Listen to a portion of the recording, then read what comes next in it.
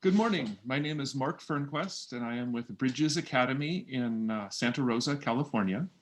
And this morning, I wanted to introduce you to one of our teachers, Agnes Cartry, who will be teaching an upcoming class, which is the Dream Harvesting Salon on 3 Sundays, January 24th, January 31st, February 7th, at 10 a.m. Pacific Standard Time.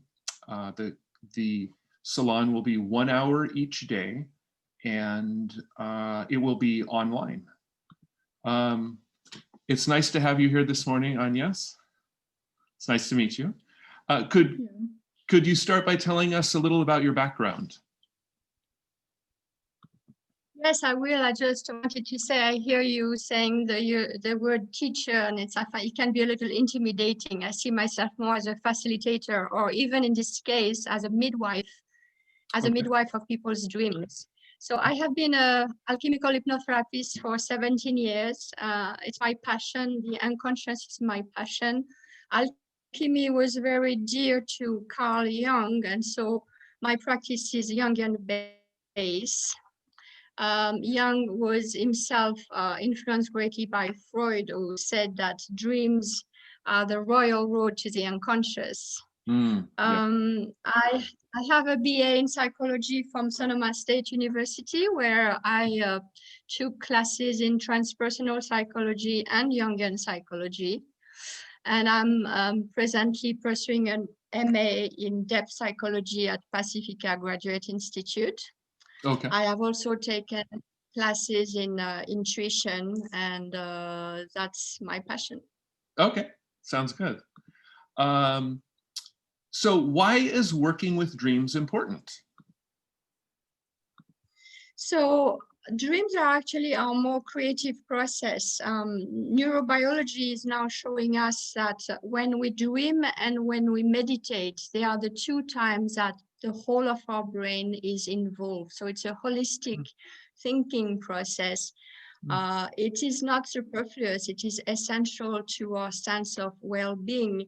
I know the group you are hosting on Facebook, happiness, happiness really is based on wholeness from my point of view. Otherwise, it can be superficial happiness or fake happiness. To be happy, we need to be whole, meaning that we need to have a conversation with our unconscious. And Dreamwork, I know I sound very serious because people could see it as a game, but it's not really a game. It's really more a conversation with the depth of our being. That's the way I see it. And okay. I don't want to intimidate anybody, but it's a deep process, really. Okay. Just a moment while I look at my notes. Why is it important to work with dreams live and in person rather than just reading about them? That is great. So, I like to give that image. If I was now handing you a French dictionary and telling you, okay, now speak French to me, what would you say to me? You would say, wow, so it's not about the storyline, and it's not even about the individual words, semantic, like words in a dictionary. It's really about the conversation. It's in the moment, going beyond the storyline and addressing how the dream, the elements of the dream affect you, affect each person. It's a very individual process. It cannot be done in a written way, by text, online. Unfortunately, there's lots of claim about that, but it's much more personal than that. It needs a in the moment live interaction to make sense of it.